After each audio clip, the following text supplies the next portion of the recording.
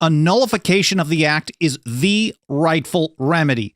That's how Thomas Jefferson put it in his draft resolutions, his declaration against the Alien and Sedition Acts. And on November 10th, 1798, the Kentucky House passed resolutions based on Jefferson's principles. They not only reaffirmed the original legal meaning of the Constitution, the original constitutional structure of a strict line in the sand between delegated and reserved powers, but they also laid out how to defend it against violations of the Constitution, usurpations of power by the federal government. Now, this should not be a surprise to anyone. This powerful declaration, possibly one of Thomas Jefferson's most important documents, has been all but rejected and ignored by pretty much everyone, especially the government-run schools. So I believe if we truly want to live in a real land of the free rather than under the largest government in history, Thomas Jefferson's other declaration is something we can't afford to ignore any longer. I've got all the ignored history, the forgotten details, and the juicy info in just a moment. But first of all, welcome and thank you for joining me here on the Path to Liberty. My name is Michael Bolden with the 10th Amendment Center, and this is the show for Monday, November 11th, 2024. And let's kick it off with this classic article by our friend Derek Sheriff. He said, most people know that Thomas Jefferson was the principal author of the Declaration of Independence, what some people consider the most important of all our founding documents. Yet few of them, right, Derek, have ever even heard of another document that I would say might be the second most important declaration he ever wrote, the Kentucky Resolutions of 1798. And just as a quick example, I thought I would dig through, I often go through this day in history lists on some mainstream websites and web searches and things like that, and I'm not finding the Kentucky Resolutions of 1798 passed by the House in Kentucky on November 10th, the Senate on the 13th, signed by the governor on the 16th. It's not listed in any of them. Here, for example, I've got important dates in history on Wikipedia. That's been totally ignored there. But if you do a Google search, it's not, you see things like history.com, Encyclopedia Britannica, a bunch of other on this day websites, and they don't show up in any of the top results. So it's mostly just not discussed by mainstream historians. But let's get to the real history so we can learn about it and learn what Thomas Jefferson said we're supposed to do to deal with usurpations of power. And here from Mike Meharry, he says, during the summer of that year, in 1798, Congress passed and President John Adams signed into law 4 acts together known as the Alien and Sedition Acts. With winds of war blowing across the Atlantic, the Federalist Party majority wrote the laws to prevent so-called seditious acts from weakening the U.S. government. Federalists utilized fear of the French to stir up support for these draconian laws, expanding federal power, concentrating authority in the executive branch, and severely restricting freedom of speech and freedom of the press. Now, in the ramp up to passage of the Alien and Sedition Acts, James Madison and Thomas Jefferson had quite a bit of back and forth about what was going on, proposals, amendments, how it was going to go down. Here are some highlights. For example, Madison, in a letter to Jefferson, May of 1798, said, perhaps it is a universal truth that the loss of liberty at home is to be charged against provisions against danger, real or pretended, from abroad. A universal truth that people, look to scary things overseas and then are frightened into giving up their liberty. Now, John Adams, back when he was one of the good guys before the War for Independence, he specifically wrote in 1775 that fear is the foundation of most governments. And there he is, once he's president, utilizing that fear to expand federal power. Here's Jefferson replying a little bit later to Madison, June 7th, 1798. He says, they have brought into the lower house a sedition bill, which among other enormities undertakes to make printing certain matters criminal, though one of the amendments to the Constitution has so expressly taken religion, printing presses, etc., out of their coercion. He's referring to, of course, the First Amendment. He's saying they're just doing it anyways, even though it expressly says they can't. He said, indeed, this bill and the Alien Bill both are so palpably in the teeth of the Constitution as to show they mean to pay no respect to it. Madison, a few days later, on June 10th, writes to Jefferson talking about how Adams was responding to criticism of this. He said, the answers of Mr. Adams to his addressers form the most grotesque scene in the tragic comedy acting by the government.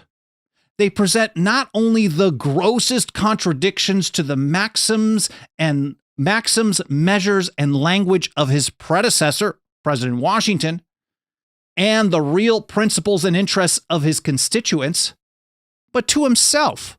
John Adams was known as the Atlas of Independence. He was supposed to be one of the good guys in support of the natural rights of humanity. But Madison and Jefferson are pointing out, like, what happened? Anyways, Madison continued. He is verifying completely the last feature in the character drawn of him by Dr. Franklin. However, his title may stand to the two first. Quote, this is what Franklin wrote in 1783. Always an honest man, often a wise one, but sometimes wholly out of his senses. That was a good one to share. Now, the four of these Alien and Sedition Acts were signed as law by President Adams between June 18th and July 14th, 1798. And here from Kevin Gutzman, a great article from over at constitutingamerica.org. He says, far more loathsome to them of the four really was the Sedition Act. Signed by President Adams on Bastille Day, July 14th, probably in mockery of Republican love of revolutionary France, writes Kevin, this law made it a crime to say anything, say, publish, utter, print, etc. Could have been handbills, conversations on the street, a speech in Congress, it doesn't matter. Made it a crime to say anything that tended to bring the federal government into ill repute. Whoa. Here's how they put it in the Sedition Act. It essentially outlawed criticizing the federal government, but not the vice president. The sitting vice president, Thomas Jefferson, he was not included. You don't get penalized for criticizing him. And we know the reason why. Even if it wasn't expressly stated, it was that Jefferson was from the opposing party that was criticizing the federal government, the administration of President Adams. And here it is from Section 2 of the Sedition Act. If any person shall write, print, utter, or publish, or shall cause or procure to be written, printed, uttered, or published, or shall knowingly and willingly assist or aid in writing, printing, uttering, or publishing any false, scandalous, and malicious writing or writings against the government of the United States, or either House of the Congress of the United States, or the President of the United States, not Vice President, with intent to defame the said government or either House of the said Congress or the said President, or to bring them or either of them into contempt or disrepute, they would get a punishment, jail, fines, and the like. Man, that is no joke. Basically criminalizing free speech just years after ratification. Meharry points out that the Alien and Sedition Acts outraged, for example, a lot of people across the various states, but many Kentuckians specifically. Several counties in the Commonwealth adopted resolutions condemning the acts. I know I'm going to get these names pronounced wrong, but it's Fayette, I'm not sure, Clark, Bourbon, Madison, and Woodford County. A Madison County, Kentucky militia regiment, he writes, issued an ominous resolution of its own stating, quote, the Alien and Sedition bills are an infringement of the Constitution and of natural rights, and that we cannot approve or submit to them. Several thousand people, Mike writes, gathered at an outdoor meeting protesting the acts in Lexington on August 13th. So just within weeks, they're out there. They are really, really upset. Militias are passing resolutions and the like, and they're saying we cannot approve or submit to them. And this is the kind of language we cannot submit was used in response to the British during the height of the American Revolution over and over and over. For example, in 1774, the Declaration and Resolves of the First Continental Congress included a list of British acts that they thought were unconstitutional. And they said, quote, to these grievous measures, Americans cannot submit. I covered that in some detail in an episode that I think you should check out. It was just last month. Forgotten 1774 Declaration, precursor to independence and Bill of Rights. Now, they didn't waste any time. Once this thing was signed into law, they did not waste any time using it to punish political opponents, really, to silence people from saying things that made the federal government look bad. And they indicted writers and newspapers, etc. Here's Kevin Gutzman again. 25 cases were brought under the Sedition Act. Everyone who went to trial was convicted, and several suffered fines and imprisonment. Those convicted included a Vermont congressman, sitting congressman, not ex, and numerous leading Republican journalists. These are Democrat-Republican Party, the opposition to the Federalist Party at the time. Of course, these names change and associations and affiliations change over time. Basically, Jefferson's party, the journalists that supported his side, went to jail. Now, that sitting congressman that was imprisoned was a guy named Matthew Lyon out of Connecticut. He was in office, and they arrested him and put him into jail. Jefferson discussed this in a November letter to James Madison. He said, "Yesterday's papers bring us an account of Lyon of Vermont being indicted before Judge Patterson under the Sedition Act. Possibly your papers may not mention the issue. He was found guilty, fined $1,000, and adjudged to 4 months imprisonment. He was immediately committed. The words called seditious were only general censures of the proceedings of Congress and of the president." So Jefferson's writing about this, and he's like, oh man, here's a guy in Congress, in the House of Representatives, who published something that said bad stuff about the president. We'll get to that in just a moment. He was found guilty, put in jail, fined while he was a sitting representative in Congress. Here from the notes from the National Archives, they say Lyon, in a public letter, had accused President Adams of, among other things, quote, "an unbounded thirst for ridiculous pomp, foolish adulation, and selfish avarice." That statement got him 4 months in prison and $1,000 fine in 1798. Now, the Matthew Lyon story, as a quick aside here, is actually pretty incredible because he was put in jail, but there was an election at that time, and he was reelected to Congress from prison, and he won in a landslide. I also covered that in another episode. Earlier in 2023, elected from prison, Matthew Lyon. I think you should absolutely check that one out if you haven't yet, and that'll be linked to in the show notes. I'll get to that in just a moment. Now, in the meantime, Thomas Jefferson had secretly drafted some resolutions in response to these federal acts. He began by explaining the exact nature of the relationship between the new federal or general government and the states, which predated that general government and created it through the ratification process. Here's how it starts out. Resolved that the several states composing the United States of America are not united on the principle of unlimited submission to their general government. If you think about what they went up against with the British, the American Revolution, and the following War for Independence, they were opposing a British claim to power over the colonies in all cases whatsoever. And when you have unlimited power, they use it for all kinds of stuff. Internal taxation, standing armies, all kinds of regulations, etc., etc. Gun control, what they did. And Jefferson's saying, well, we got away from that, so we did not unite together. We did not create a union for another set of rulers that would have unlimited power over us. Anyways, he continued, but that by a compact under the style and title of a Constitution for the United States and of amendments thereto, they constituted a general government for special purposes, delegated to that government certain definite powers, reserving each state to itself the residuary mass of right to their own self-government. TLDR, this is a 10th Amendment argument. They delegated certain powers to the general government, and everything else, the right to local self-government, was reserved to the several states to determine and deal with as each state wanted to deal with. Jefferson continued, whensoever, so not just later on, but as soon as they do it, every single time, whensoever the general government assumes undelegated powers, its acts are unauthoritative, void, and of no force. This was a principle cited from 1761 all throughout the American Revolution, that an act against the Constitution is void. It was cited over and over, even from the big government guys, Hamilton and Ellsworth and others, who said any acts that go beyond the Constitution would be void. Now, it's how you make them void in practice is another question. Now, Jefferson continued.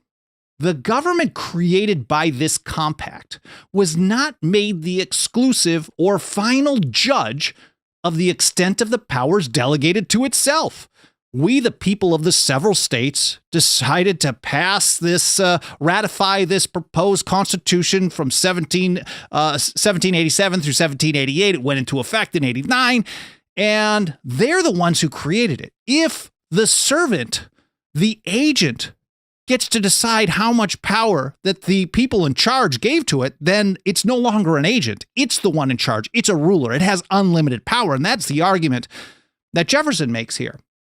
They are not made the exclusive or final judge of the extent of the powers delegated to itself, since that would have made its discretion and not the Constitution the measure of its powers. Now, a little bit later, that was all pretty much included in the final version passed. He also included this in his draft. This was not passed in the final version in the original Kentucky resolutions in 1798, but it's important stuff. This is Jefferson's view. In case of an abuse of the delegated powers, the members of the general government being chosen by the people, a change by the people would be the constitutional remedy. If you've heard me talk about this before, this is Jeffersonian flair for, well, when they're within the bounds of the Constitution and you don't like the policy, this is vote the bums out time. That's how he says it. But where powers are assumed which have not been delegated. So whenever they go beyond the limits of the Constitution, its acts are unauthoritative, void, and of no force. That's how he started earlier. And then he explains what you're supposed to do. Where powers are assumed which have not been delegated, a nullification of the act is the rightful remedy. Not something to try way later on, not after everything else, but the rightful remedy for every assumption of power, every usurpation of power, every violation of the Constitution. He continued that every state has a natural right in cases not within the compact, causus non federis, my Latin is terrible, to nullify of their own authority all assumptions of power by others within their limits. And without this right, they would be under the dominion, absolute and unlimited, of whosoever might exercise this right of judgment for them. So if the delegated power agent goes beyond its limits, it's not up to them to determine if they violated the rules given to them. It's up to somebody else. And for Jefferson, he's making it really pretty straightforward. Now, I keep mentioning these will be linked to in the show notes. I've got a bunch of other episodes and articles and original source documents that I'm just scratching the surface on this essential resolution, these declarations from Thomas Jefferson. This will all be published in a blog post a couple of hours after this live stream is done here this morning, or this afternoon, I guess, over at 10thamendmentcenter.com/path-to-liberty. It's all spelled out, 10thamendmentcenter.com/path-to-liberty. Alan Mosley does an awesome job organizing these in a very timely manner after every episode. You should also check out It's Too Late, Alan's weekly show on Wednesdays.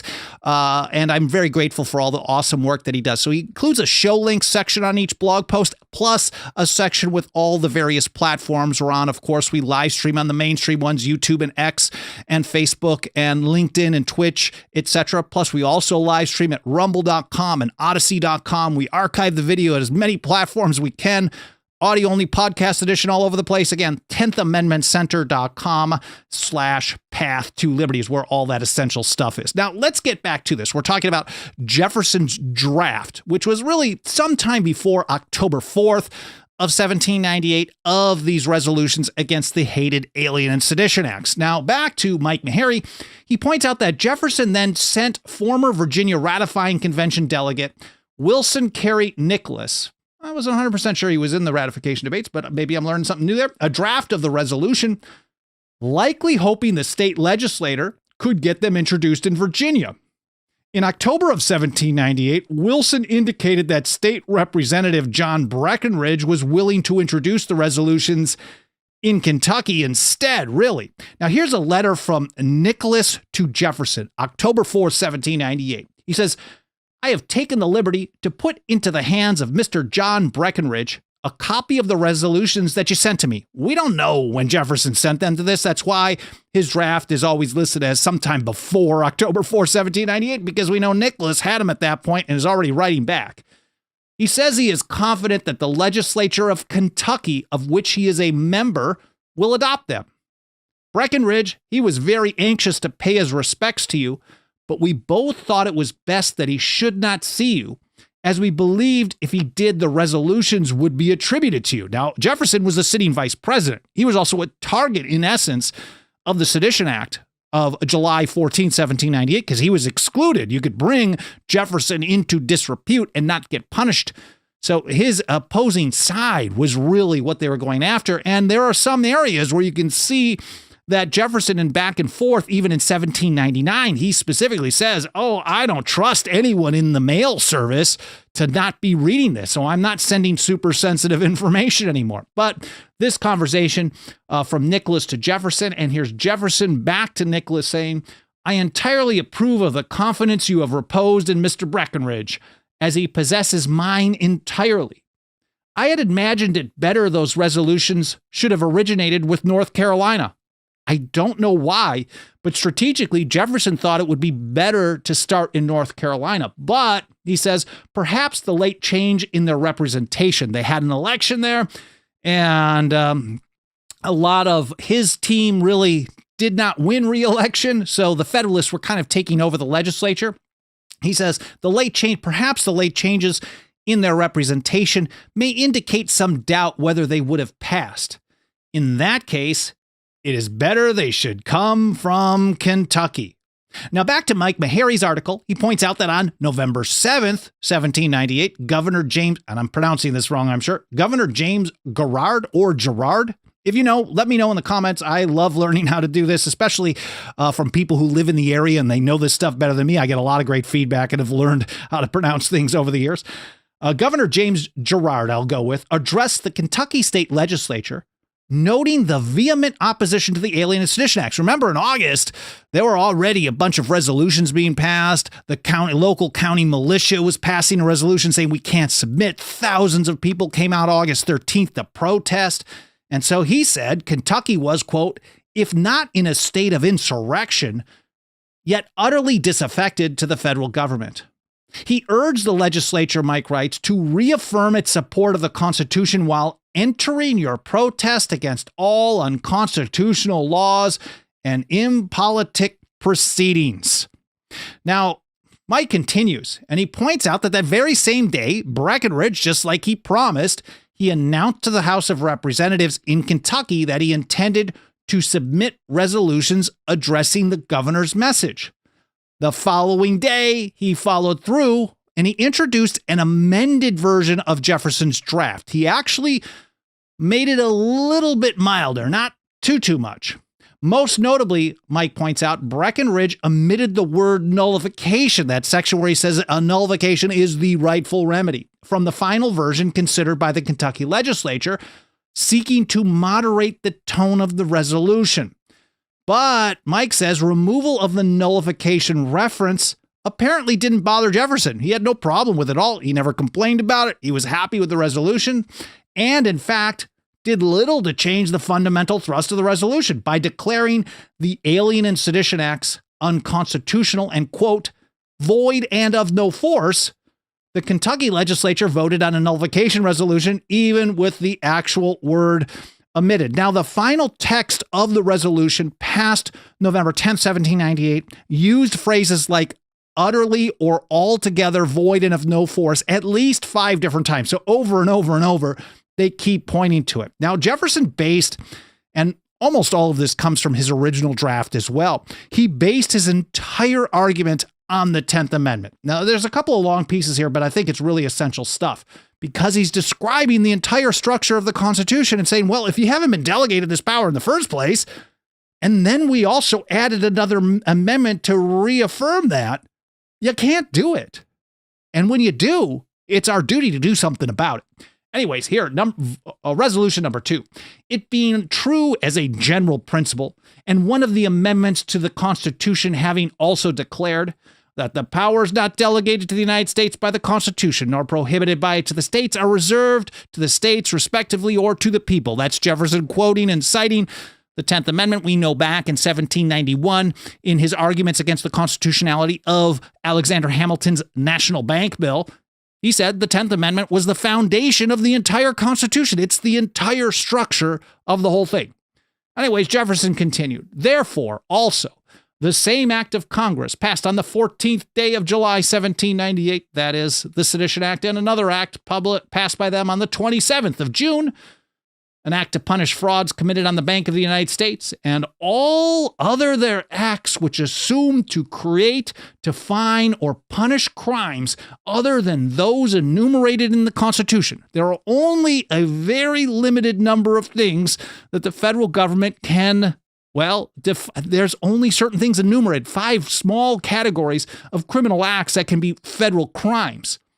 And Jefferson says any of those are altogether void and of no force, and that the power to create, define, and punish such other crimes is reserved and of right appertains solely and exclusively to the respective states, each within its own territory. So he's very clear about this. This is a union of the several states. James Madison, of course, described the proposed Constitution during the ratification debates as being one of few and defined powers, and the powers reserved to the several states, the people of the states, were numerous and indefinite, those that affect the lives and liberties of the people. So any criminal law, any crimes, these are up to the people of each state. It may be very different from state to state, but certainly that's how Jefferson is describing it as well. Now, he repeated the 10th Amendment over and over again, and he puts it again. I'll hammer it home one more time, not too many times here. In the third resolution, he said, resolved that it is true as a general principle and is also expressly declared by one of the amendments to the Constitution that the powers not delegated to the United States by the Constitution, nor prohibited by it to the states, are reserved to the states respectively or to the people, and that no power over the freedom of religion, freedom of speech, or freedom of the press being delegated to the United States by the Constitution, nor prohibited by it to the states, all lawful powers respecting the same did of right remain and were reserved to the states or to the people. At one point, the Federalists basically took the position during the ratification debates that the Constitution itself was really a Bill of Rights. If you read it properly, that is, they're only authorized to exercise those powers delegated to it. Anything else, they didn't have the power to do anyway. So Jefferson's pointing out, look, just as a general principle, the structure of the Constitution means they only get to exercise those powers which are expressly delegated to them. And then to hammer it home, they included the 10th Amendment to this. And then on top of it, he says, on top of it, we got 3 layers of this, the general principle, the 10th Amendment, and now the First Amendment. He said, in addition to this general principle and express declaration, so that's the structure of the Constitution, and then the Declaration, which is the 10th Amendment, another and more special provision has been made by one of the amendments to the Constitution, which expressly declares that Congress shall make no law respecting an establishment of religion, or prohibiting the free exercise thereof, or abridging the freedom of speech, or of the press. So Jefferson's like, okay, structure of the Constitution, 10th Amendment, First Amendment, how many times do we need to say this, and you still violate it? Well, that's government for you. Anyways, thereby guarding in the same sentence, wrote Jefferson, and under the same words, the freedom of religion, of speech, and of the press, insomuch that whatever violates either throws down the sanctuary which covers the others, and that libels, falsehoods, and defamations, equally with heresy and false religion, are withheld from the cognizance of federal tribunals. So, boom, and he went on to say, because of that, the Sedition Act passed on July 14, 1798, which does abridge the freedom of the press, he said, is not law, but is altogether void and of no effect. Man, powerful stuff. Now, interestingly enough, a lot of people claim that because Breckinridge removed the word nullification means they weren't trying to sell nullification. No. He was just making a political choice to try to tone it down because they were really worked up there in Kentucky. And in debates on the House floor, Breckinridge reiterated basically this viewpoint. He said his hope was that upon the representations of the state legislatures, Congress would, quote, expunge the unconstitutional proceedings from the annals of the United States. So Breckinridge is saying, okay, let's start with this. We're going to get states to pass resolutions opposing this, and hopefully they'll withdraw and they will expunge it. They will repeal and expunge it. But he went on to say, this is again in a speech, the very short debates over these resolutions. He said if Congress attempted to still enforce the Alien and Sedition Acts, it was, quote, the right and the duty of the several states to nullify those acts and to protect their citizens from their operation. Because if you take an oath to support, protect, preserve, and defend the Constitution of the United States, violations of the Constitution, you don't just sit idly by. You have to follow your oath and actually do that protecting and defending, no matter who is going against it. Now, over here at the National Archives, in an editorial note, they point out that so meticulous was Jefferson in challenging the legality of the federal statutes in question. In the margins of his draft, he changed the word law because it might imply a legitimacy of natural law and right to act. He changed word law to act, crossed it off, which did not carry the same inherent authority. Of course, it's only law if it's really within the bounds of the Constitution. Otherwise, it's just a pretended law. It's void and of no force.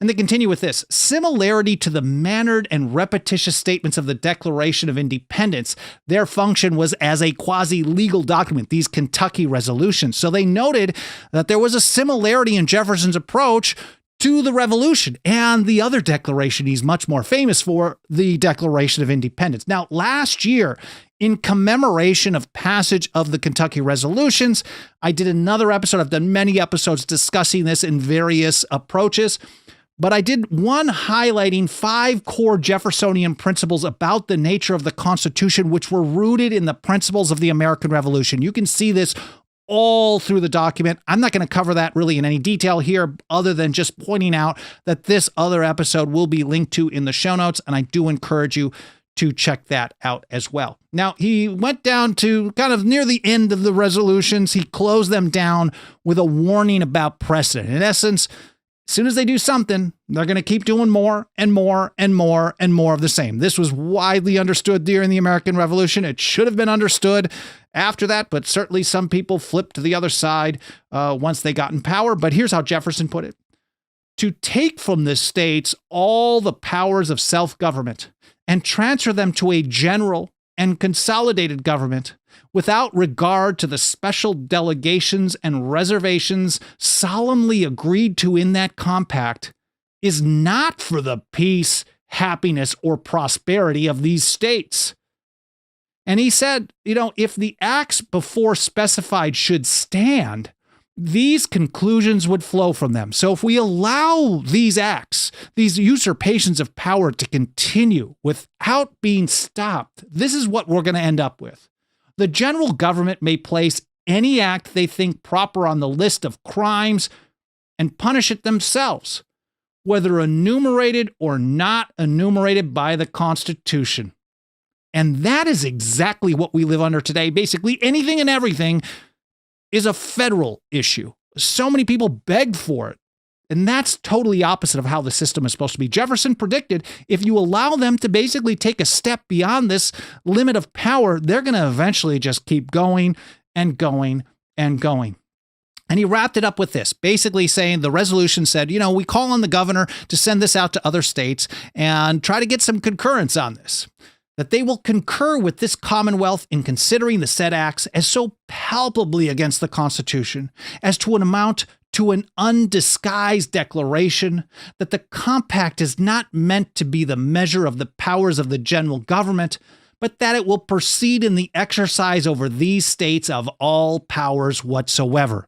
All powers whatsoever. All cases whatsoever is the actual phrase from the Declaratory Act of 1766. The British claimed power over the colonies in every situation. And whether it was Thomas Paine, These Are the Times That Try Men's Souls, or John Hancock in his Massacre Day oration of 1774, or the Declaration Resolves of that First Continental Congress that I cited just a little earlier in the show, which started out pointing out, look, They claim a power over us in all cases whatsoever. And here's a list of the ways that they've tried to do this. And to these grievous measures, Americans cannot submit. That language was very much intentional there. Jefferson was no dummy. And it wrapped up with this, that they will view this as seizing the rights of the states and consolidating them in the hands of the general government with a power assumed to bind the states, not merely in cases made federal, but in all cases whatsoever, by laws made not with their consent, but by others against their consent. So if we allow this to go on, they say, this would be to surrender the form of government we have chosen and to live under one deriving its powers from its own will and not from our authority, and that the co-states, recurring to their natural right in cases not made federal, will concur in declaring these acts void and of no force, and will each unite with this Commonwealth in requesting their repeal at the next session of Congress. So that's what Breckinridge was going for. The first step was to try to pressure them into repeal, but pointed out if they don't, it is our right and our duty to nullify of our own authority. Now, Meharry points out that the resolution passed the Kentucky House on November 10th, but there were only 3 dissenting votes. The Senate unanimously concurred 3 days later, and the governor signed the resolution on November 16th. They did not end the Alien and Sedition Acts. Some people say, oh, well, they nullified the Alien and Sedition Acts. They did not. These were resolutions talking about we should nullify them. But Mike says they laid a philosophical foundation to resist them through further state action. And the very next day, Jefferson writes a letter to his buddy James Madison in Virginia, and he says, here's a copy of these resolves. And he had some really important strategic advice that I think we need to follow more and more today. He said, I enclose you a copy of the draft of the Kentucky resolves. I think we should distinctly affirm all the important principles they contain so as to hold to that ground in the future and leave the matter in such a train as that we may not be committed absolutely to push the matter to extremities, and yet may be free to push as far as events will render prudent. So Jefferson had a 1-2 punch strategy approach. Basically, in all situations, talk about your ultimate principles, the ultimate goal. Don't ever water that down, even if you have to take small steps to achieve it.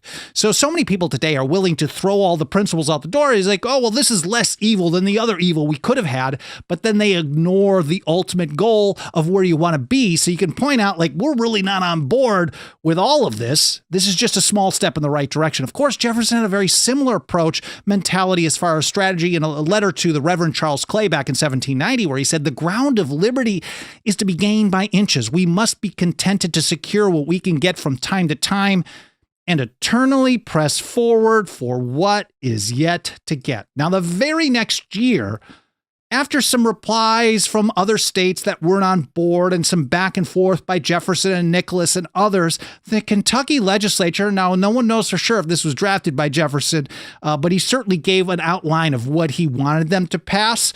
And they did do a follow-up that included this language.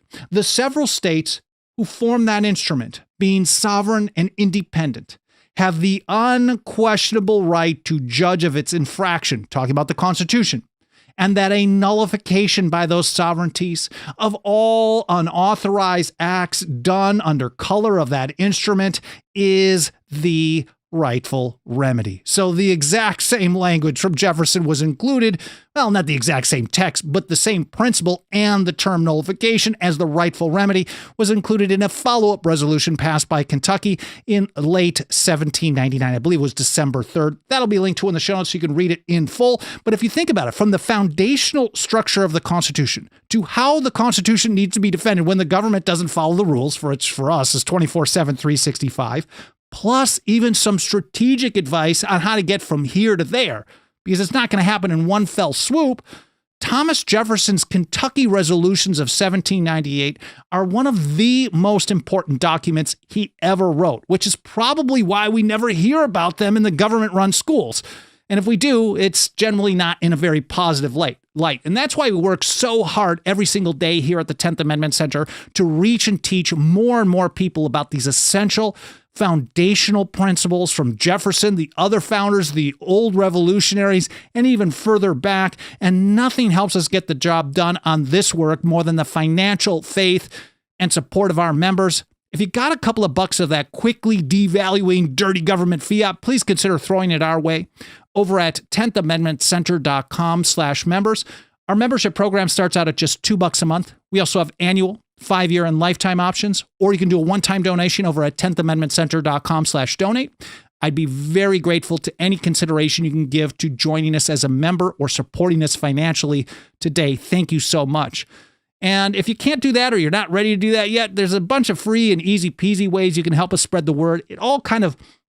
All these actions can kind of help trigger the algorithms, especially of the mainstream platforms, whether you watch or listen on them. Hitting the like button, leaving reviews like on Apple Podcasts or any of the podcast platforms, comments, especially in the archives like on YouTube or Spotify and elsewhere, sharing links, etc., getting notifications, subscribing, etc., etc. All that can really help out. I'm very, very grateful for your support. I hope you enjoyed this episode. I hope it made you think. I hope you learned something. That's more important than anything. I hope you had an awesome weekend, and I look forward to seeing you next time here on the Path to Liberty.